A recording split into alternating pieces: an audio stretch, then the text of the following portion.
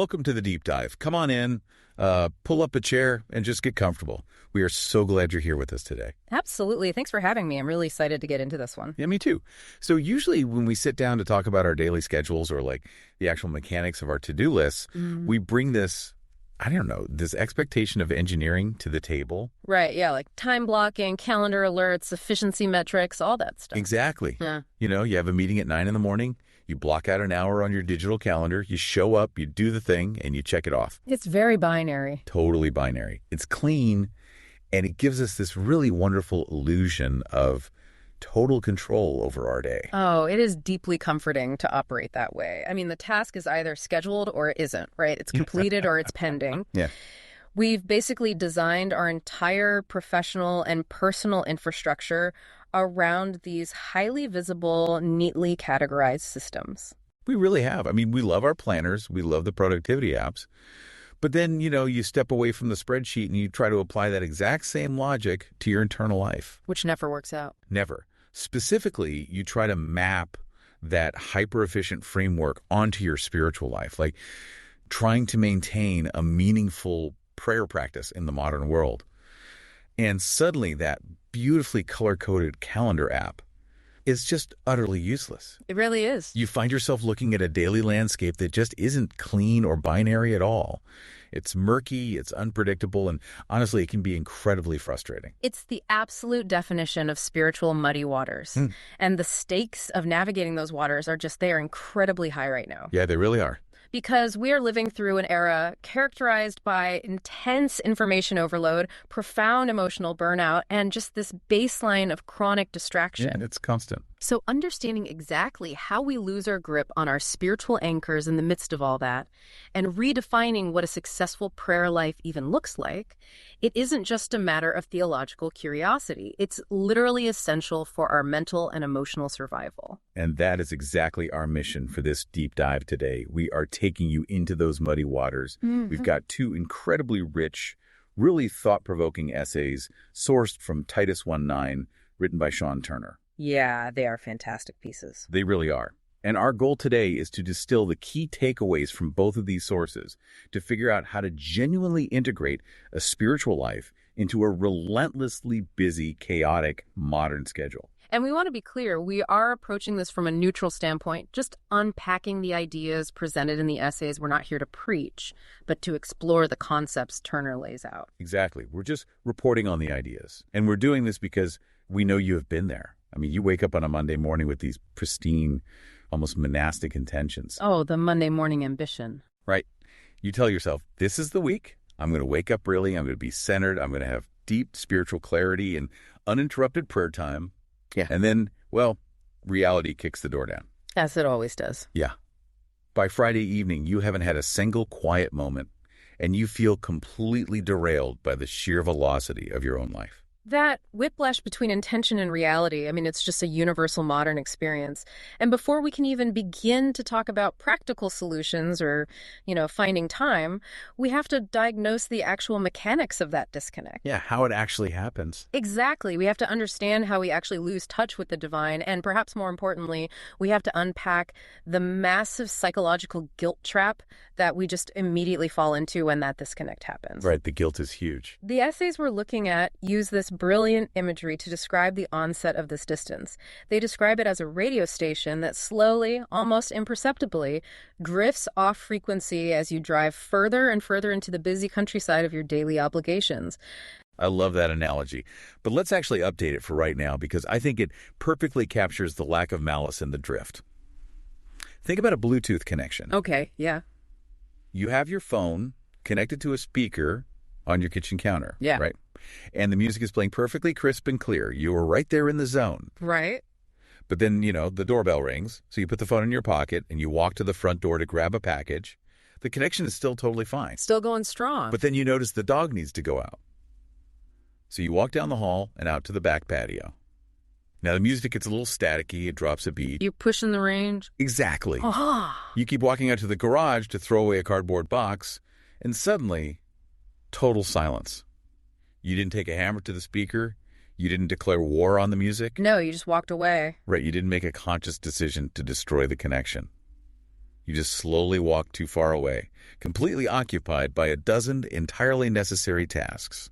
And that lack of malice is really the defining feature of this drift. Like, no one wakes up on a Tuesday morning and consciously decides, I'm going to embark on a spiritual sabbatical today. Yeah, I'm cutting off God today. Nobody says that. Right. I'm going to intentionally distance myself. That kind of active rebellion is incredibly rare.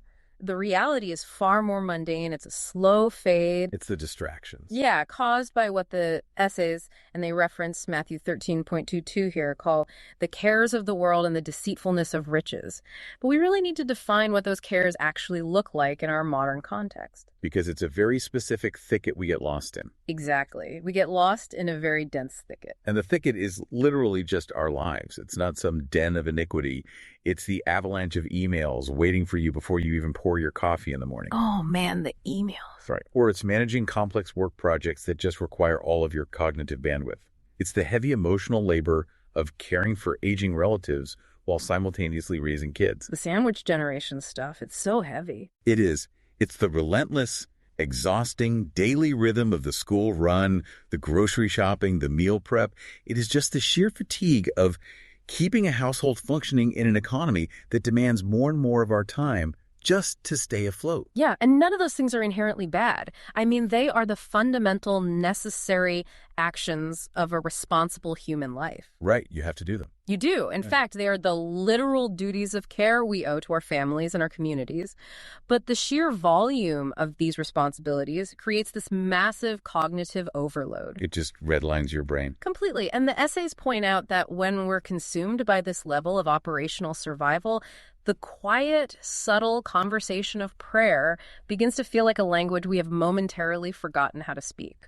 That is such a good way to put it. Because the bandwidth required to tune into the divine frequency is just entirely consumed by the immediate crises of the physical world. But this creates a really fascinating psychological paradox, though. How so? Because when we finally catch our breath, maybe it's a quiet moment in the car or late at night when the house is finally asleep, and we realize there's this massive chasm between us and God, we immediately assume the distance is mutual. Ah, yes. We think he moved away too. Exactly. But the essays argue that this distance is entirely on our side of the fence. Our humanness, our physical exhaustion, our tendency to be completely consumed by the nearest pressing anxiety, it causes us to withdraw. Right. The author refers to this as retreating into a self-reliant shell. The self-reliant shell. Yeah, where we try to solve everything using only our own wit and wisdom. And that shell is a deeply ingrained defense mechanism for us. When the pressure mounts, human nature dictates that we narrow our focus to what we can directly control. We pull inward. We totally do. We rely on our own strength, our own intellect, and our own resources to navigate the storm. Yeah. And because we're so focused on surviving the immediate chaos, we just stop reaching outward or upward. I gotta admit, that hits incredibly close to home for me. Oh, no, me too. Because when my schedule gets completely chaotic, when I feel overwhelmed by deadlines and logistics and just the friction of daily life, my instinct is never to pause and pray. No, you want to push harder. Exactly. My instinct is to put my head down, grip the steering wheel tighter, and try to outmanage the chaos. I tell myself, I just need to power through this week. If I just get through Friday. Yeah. I'll get back to my spiritual life as soon as I clear out my inbox or as soon as this big project is delivered. I treat prayer like a luxury that I have to earn by achieving a baseline level of worldly order first. And the danger in that instinct is that worldly order is a complete illusion. It never happens. It never happens. You never truly clear the inbox. The project is delivered, but 3 more take its place immediately. The baseline of calm you're waiting for never actually arrives. No, it doesn't. And so the silence stretches on. Days turn into weeks. And this extended silence is the fertile ground where our most toxic spiritual guilt starts to take root. The guilt is so heavy. It is. This is exactly where the essays introduce a devastatingly accurate concept. The myth of the disappointed headmaster. Yes, the disappointed headmaster. We start picturing God as this stern figure standing at the end of a long, dark corridor. Waiting with a ruler. Right. He's holding a heavy leather-bound ledger, looking at us over his reading glasses with this profound, silent disappointment because we haven't checked in. Keeping score. We imagine him tapping his foot, tallying up all the mornings we slept through our alarm instead of reading our devotional, or all the evenings we doom scrolled on our phones instead of praying. Yeah.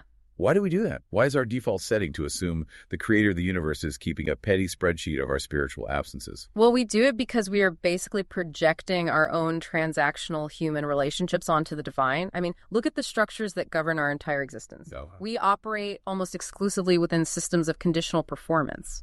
Think about it. Bosses and employees, teachers and students, banks and borrowers. Oh, wow. Right. Credit scores, performance reviews, academic transcripts. Everything in our earthly life is a ledger. You put in the required hours, you receive the paycheck. You study the material, you earn the grade. Exactly. You miss a mortgage payment, you face a penalty. We are completely conditioned by these performance-based tit-for-tat systems. It's the only logic we truly know. That makes so much sense. So when we think about our relationship with God, we inevitably project that exact same transactional logic upward. We are mapping a late-stage corporate performance review onto God. Yes, that's exactly it. We think of him as a middle manager who is annoyed that we haven't submitted our weekly status report. Because we keep ledgers on ourselves, right? And we keep ledgers on everyone around us, so we just assume God must be the ultimate ledger keeper. Yeah, the master spreadsheet. Right. We think, if I've been absent for 3 weeks, I must have accrued a massive spiritual debt. The headmaster must be furious. But the tragedy of this mindset is that the distance we feel is an illusion entirely maintained by our own guilt. We invent the stern headmaster. We invent him. We invent the heavy ledger. And then the crushing shame of that invention prevents us from simply walking back across the bridge. We feel too guilty, too indebted to even attempt a return. Okay, so if the stern headmaster is just a myth we've created to punish ourselves for being busy, what is the actual reality? That's a big question. Right, like how does God actually view our inevitable messy drift? This is where the essays offer a total paradigm shift, I think, moving us away from our manufactured human guilt and revealing the actual divine response. Yeah, and the author counters the headmaster myth by rooting the discussion in the book of James, specifically chapter 4, verse 8, which simply says, "Draw near to God and he will draw near to you." Okay.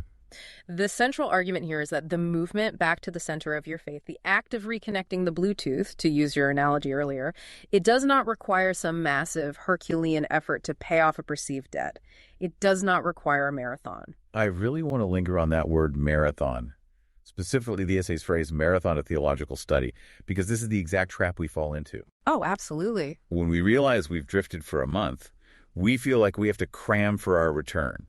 Like a student who skipped class all semester and is now trying to pull an all-nighter before the final exam. I got to catch up on all the reading. Right. We think, well, I haven't prayed in weeks, so tomorrow morning I need to wake up at 4:30 a.m., read 6 chapters of dense theology, light a candle, and pray in total silence for 2 hours to make up for my absence. It's exhausting just thinking about it. We feel like we owe God a massive performative session of intense piety just to get back to zero on the ledger. It is the logic of debt repayment again.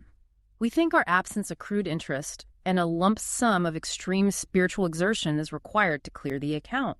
But the essays shatter this completely. Also, Well, the return requires nothing more than a simple, humble turning of the face. You don't need a marathon. You just need a moment of reorientation. a simple turning of the face. Man, that just takes all the air out of the guilt balloons. It does. It is so incredibly relieving to hear that. And to ground this relief in something tangible, the essays point to one of the most famous narratives in the New Testament, the parable of the prodigal son from Luke chapter 15. Oh, yeah. Everybody knows that one. Right. The basic framework is well known. A son demands his inheritance early, squanders it all in a distant country, ends up starving in a pigsty, and finally decides to trudge back home, hoping only to beg for a job as a hired servant. Right. But the essays ask us to focus intensely on the father's reaction to this return.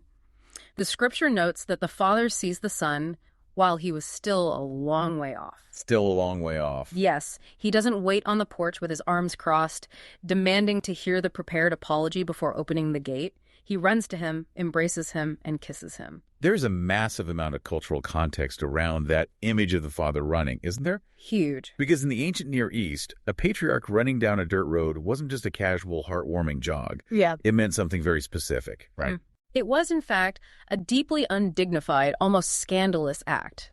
In that specific cultural and historical context, an older, wealthy, respected patriarch simply did not run. They just walked slowly everywhere. Exactly. To run, a man wearing traditional robes would have to gather up his garments, essentially baring his legs, and sprint. This would bring intense public shame and mockery upon himself. It was a complete abandonment of social dignity. Wow. So when Jesus tells this story and says the father ran, the original audience would have been shocked. The father is deliberately taking the shame of the undignified sprint upon himself in order to bridge the gap. To get there faster. Right, physically intercepting the son before the son can even utter a single word of his rehearsed apology. He is abandoning his own dignity to close the distance. He doesn't care about the ledger. He only cares about the relationship. And the essays use this radical image to define the true character of God. The text says, "This is the nature of the Father we serve. He is patient, kind, and remarkably forbearing, watching the horizon of our lives for the slightest sign that we are searching for him." The horizon-watching father. It completely obliterates the disappointed headmaster myth. Think about the posture. The headmaster looks down at a ledger, hunting for errors and absences. Right. But the father looks outward, scanning the horizon, hoping for the slightest silhouette of a return. There's a line in the essays that I think is probably the most powerful sentence we're going to discuss today. It says that God understands the pressures of our lives, our work, and the exhaustion of our spirits better than we do ourselves. And he is far more interested in our return than in lecturing us about our absence. That is so good. Let's just sit with that for a second. For everyone listening who feels stretched to possibly thin right now, the idea that God gets how exhausted you are is profound. It changes everything. He understands the burnout. He knows what navigating the modern housing market, paying inflated grocery prices, and surviving 247 email cycles is doing to your nervous system. Yeah, because we live in a society that constantly audits our performance. We're judged on our productivity, our aesthetic, our parenting, our political takes, our morning routines. It's endless. It is a relentless, hyper-performative stage. So to realize that the ultimate authority of the universe, the creator of all things, requires absolutely none of that performative stage management, it's profoundly restorative. It really is. The essays assure us that we do not have to performatively tidy the cupboards of our soul before we are allowed to engage. When we internalize that God truly understands the crushing weight of our modern schedules, it shifts the entire concept of prayer. From a chore to a gift. Exactly. Yeah. It ceases to be a burdensome duty we're failing at, and instead it becomes an immense, welcoming relief. Okay, so we have dismantled the guilt, and we've established that there is a horizon-watching Father waiting with open arms. That changes the entire emotional weather of our faith, honestly. It does. But it doesn't actually alter the physics of time. Unfortunately not. Right. It doesn't magically add 3 extra hours to the day. The listener's schedule is still completely packed. The inbox is still overflowing. The kids still need to be picked up from soccer practice. The laundry still has to be done. Yeah. So how do we actually cross that distance in real practical terms when the chaos of life hasn't subsided one single bit? This is the crucial pivot from profound theology into practical daily survival strategy, because the essays acknowledge the hard reality of modern life. We do not need, nor can we realistically achieve, a complete overhaul of our schedules. Thank goodness. The author explicitly states that fundamentally restructuring our lives to emulate some monastic retreat is simply impossible for most of us. I am so glad they admitted that. Whenever I read a self-help book or some spiritual guide that casually suggests, just wake up 2 hours earlier every day to sit in uninterrupted silence, I immediately want to throw the book out the window. It's infuriating. It is. If you have a newborn baby, or if you're working a double shift to make rent, waking up 2 hours earlier isn't a spiritual discipline. It's a fast track to physical collapse. It is entirely unrealistic, and prescribing it only breeds more guilt.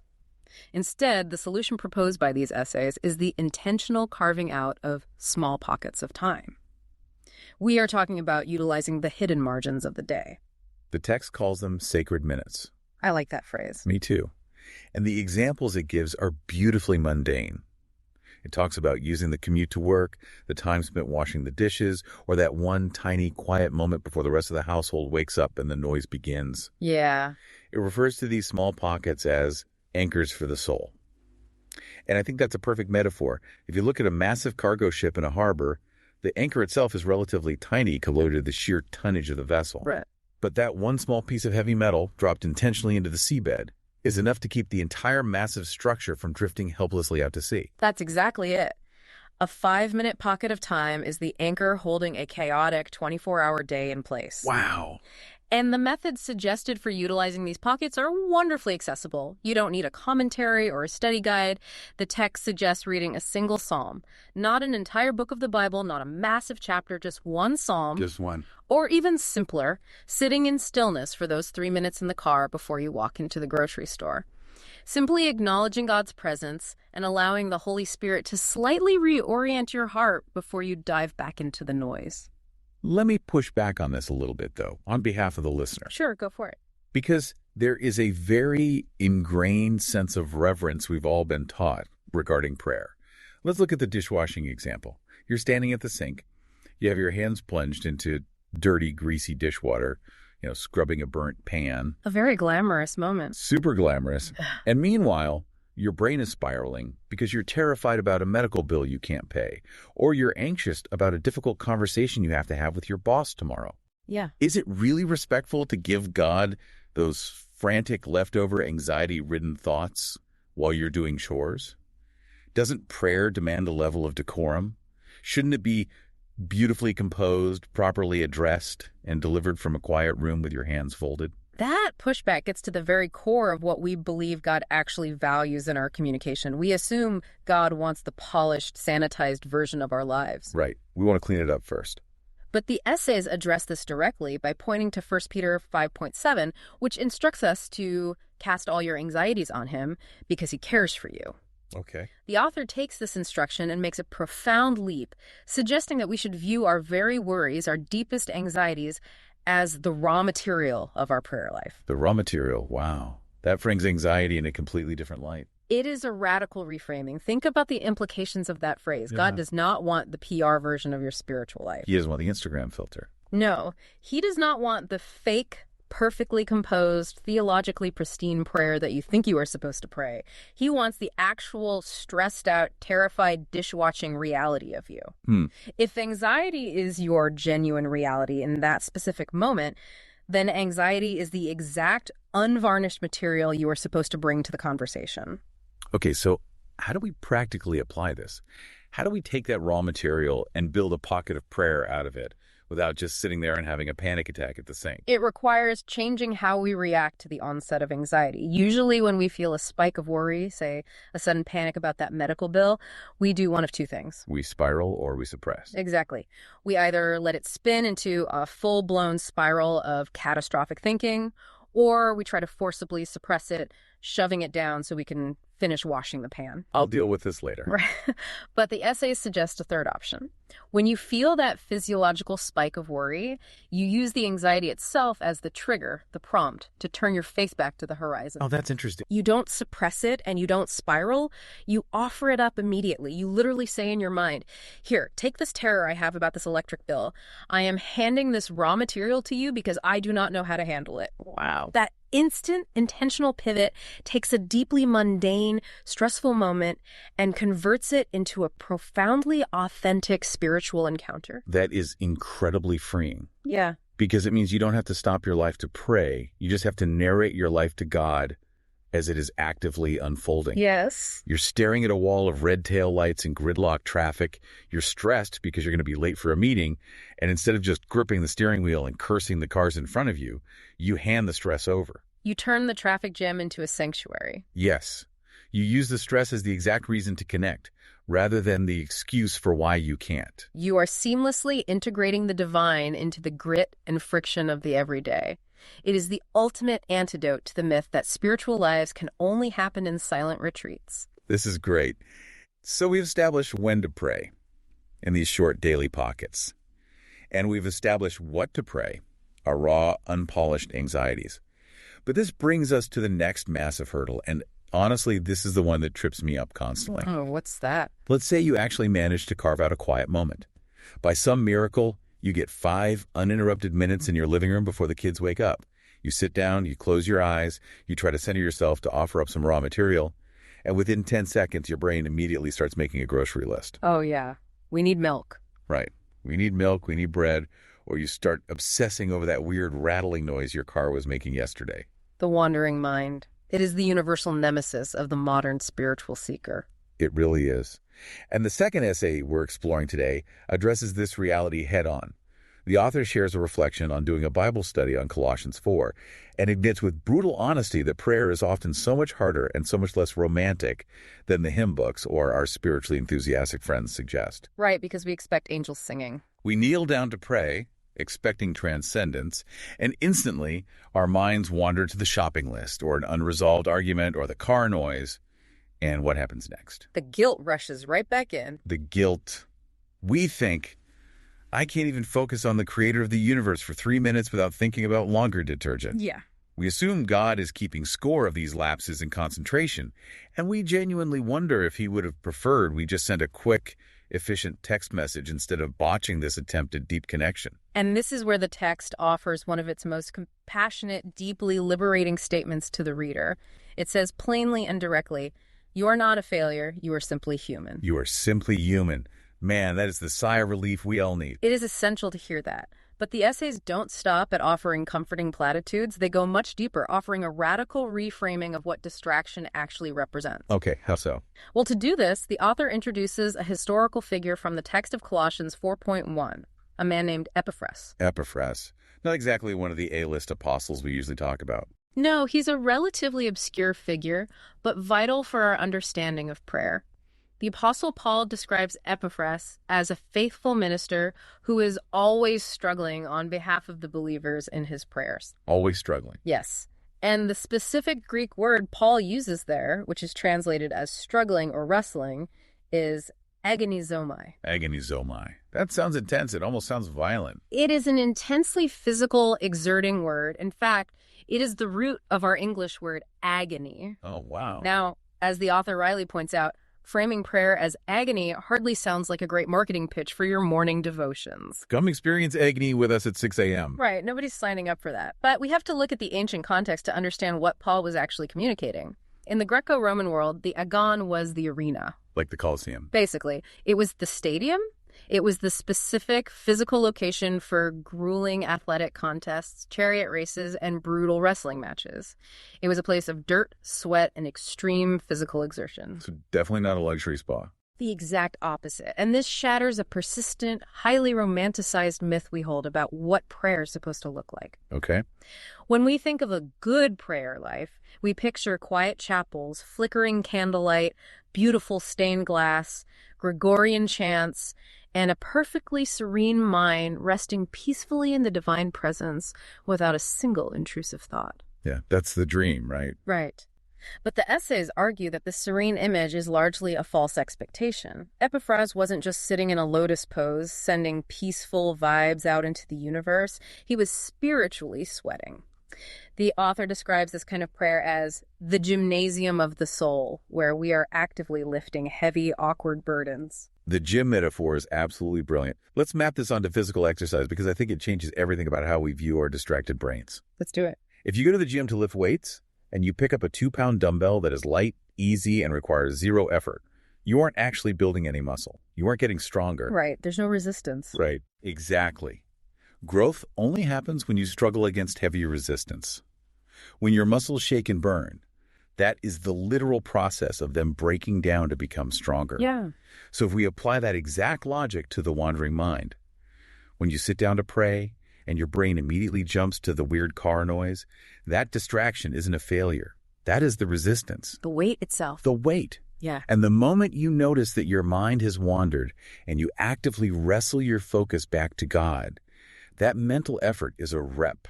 That is a phenomenal way to articulate the mechanics of it. The effort of return is the exercise. Pulling your focus back from the grocery list is the actual workout. We always think a smooth, uninterrupted, easy prayer is the goal. But maybe the exhausting struggle of constantly wrestling your attention away from your anxieties and forcing it back toward the horizon is the actual holy sweat the text is talking about. That's exactly. When your mind wanders 10 times in 5 minutes and you pull it back 10 times, you aren't failing at serenity. You are succeeding at spiritual weightlifting. You are doing the reps. And the key to that is how it completely rescues us from our modern neuroses. Look at our environment right now. A mess. It is. We live in an attention economy that has spent trillions of dollars designing algorithms, notifications, and feeds to systematically destroy our attention spans. Our neurobiology is currently fighting an uphill battle against deep focus. We're constantly hijacked. So when we try to pray, of course our brains rebel. Of course we immediately think of a dozen other things. Right. By reframing this messy, distracted, fiercely difficult prayer as agonizomai, as an athletic struggle in the dirt of the arena, the text validates our lived reality. It essentially says, yes, this is incredibly hard. Your mind is going to wander. You are going to struggle. But it's supposed to be hard. You are in the arena. It grants us permission to be bad at focusing. Exactly. The struggle itself isn't a sign that you were disqualified from the spiritual life. The struggle is the undeniable proof that you are actively doing the work. You are in the gymnasium of the soul, getting your reps in. And this brings us to a critical follow-up question. What's that? If we accept that prayer is an athletic struggle, a literal wrestling match against our own fragmented attention spans and the heavy anxieties of the world, we have to ask why we're doing it. Right. Athletes rarely subject themselves to the agony of the arena just for the sake of suffering. There is an end goal. What is the ultimate purpose of this holy sweat? Why endure the agonizomai? Yeah, why are we doing all this heavy lifting in the first place? I mean, if God already knows what we need, why require us to wrestle with it? The source text moves us into a beautiful final paradigm shift here. It explores the concept of the joy of the athlete. Yes. It notes that for a true athlete, the most profound joy is often found in the rigor of the training itself and in the greater purpose of the exertion, not just in the fleeting moment of standing on a podium with a medal. The process is the point. The author writes that when we intercede with this level of grit, determination, and focus, we are actually participating in the labor of Christ himself. We are partnering with God to literally hold up the world. So the struggle then isn't because God is far away or hard of hearing. Exactly. The difficulty of prayer isn't because God is reluctant to engage with us. The struggle exists because the spiritual stakes of what we are praying for are incredibly high. We are lifting heavy things. The essays use the phrase love in motion, and that really stuck with me. It's a great phrase. Because true love, the kind of love that actually impacts the world, usually costs us something. If prayer were just sending a quick, effortless text message to the universe, it wouldn't cost us any real energy. Nope.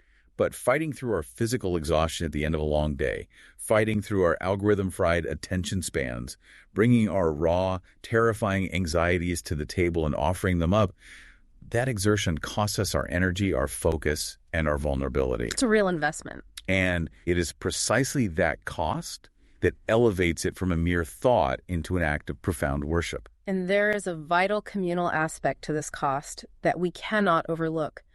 Epiphras wasn't just struggling in a vacuum for his own personal enlightenment or inner peace. Right. He wasn't just meditating for his own stress relief. No, the text points out his specific objective. He was wrestling in prayer so that the believers in Colossae might stand perfect and complete in all the will of God. He was physically and spiritually sweating for the well-being of other people. It's a team sport. It is entirely a team sport. The essays explicitly define intercession this way. Paul closes his letter to the Colossians with a long, detailed list of personal greetings, mentioning various individuals by name. Just listing out the teammates? Exactly. This serves as a powerful reminder to the readers that they are part of a vast, deeply interconnected community. Epiphras wrestled, but he wrestled within the context of a body of believers. He was one athlete on a much larger team. Which is such a necessary reminder for us today because modern life, despite all of our digital connectivity and social networks, is incredibly, devastatingly isolating. Oh, more than ever. We carry our massive anxieties in our own little personal silos. We worry about our kids' futures, our mounting bills, our aging parents' health, and we do it entirely alone while sitting in traffic or standing at the kitchen sink. Yeah, just totally isolated. But the essays are suggesting that our agonizomai, our individual struggle in the gym of the soul, is actually part of a massive collective effort. When we pray for others, we are sharing the burden. Recognizing this removes that final, suffocating layer of modern isolation. You are not meant to carry the crushing weight of your life alone, nor are you meant to struggle in the spiritual arena by yourself. It's shared weight. Right. When you lift those burdens in prayer, even if you are physically alone in your living room at 5 a.m., you are actively participating in a historical and global team of people doing the exact same heavy lifting. You are part of the network holding up the world. There's a fantastic mobilizing line toward the end of the essays that says, put on your spiritual trainers, the race is worth running.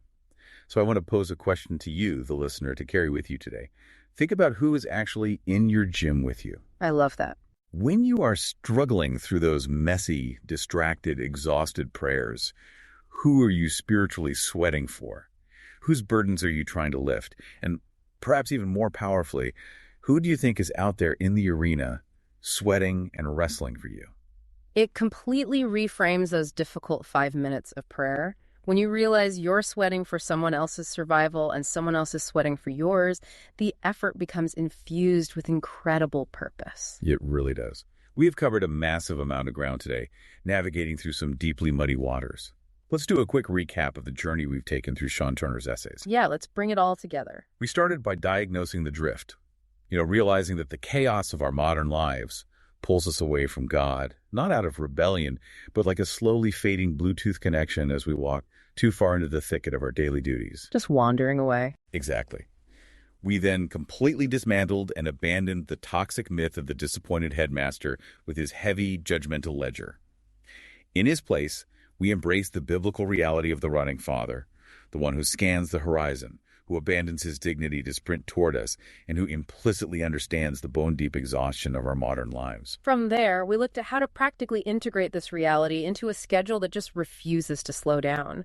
We learned to abandon the pressure of monastic retreats and instead find small pockets of time, the commute, the washing up, using them as anchors for the soul. Those sacred minutes. Yeah, and crucially, we learned to stop hiding our stress and instead use our very real, unpolished anxieties as the exact raw material for our conversations with God. And finally, we reframed the immense guilt of the wandering mind. We learned that getting distracted by a grocery list isn't a failure of faith. Pulling your focus back from that list is a successful rep in the gymnasium of the soul. It's the workout. We learned to embrace the agonizomai, the holy sweat of a messy, difficult prayer life, realizing that we are part of a massive, interconnected team lifting heavy burdens to hold up the world. The ultimate takeaway for you as you go back to the demands of your day is this. Your busyness, your exhaustion, and your constantly distracted brain do not disqualify you from a deep, meaningful spiritual life. They really don't. They merely define the specific arena you are called to compete in. You do not need to clean yourself up or empty your schedule to return. You are seen, you are intimately understood, and you are being patiently, lovingly waited for on the horizon. That is exactly what we need to hear. Now, before we officially sign off, I want to leave you with one final thought to mull over as you jump back into the chaos of your week. Let's hear it. We've spent this entire hour talking about how to fit prayer into our relentlessly busy, loud, chaotic lives. We've talked about how to survive the noise. But consider this, taking what we've learned a step further into the implications of our modern world. What if the constant noise, the endless emails, the addictive notifications, and the sheer unyielding velocity of our culture isn't just an accident of technology? Oh, wow. What if it is actually by design? What if the constant busyness is a cultural mechanism meant specifically to keep us out of that gymnasium of the soul? That changes the entire perspective on our daily schedules. Doesn't it? If prayer is the heavy lifting that literally holds up the world, and if it is the ultimate anchor that keeps us grounded in reality, then maybe the most radical, rebellious act you can perform today isn't optimizing your workflow or checking one more thing off your digital calendar. Maybe true rebellion against the culture of noise is simply having the strength to stop, stand at the sink with your hands in the dishwater, and embrace the holy sweat of silence. In a world that demands precision, endless productivity, and neat checkboxes, don't be afraid to step intentionally into the muddy waters. You might just find exactly what you've been looking for all along.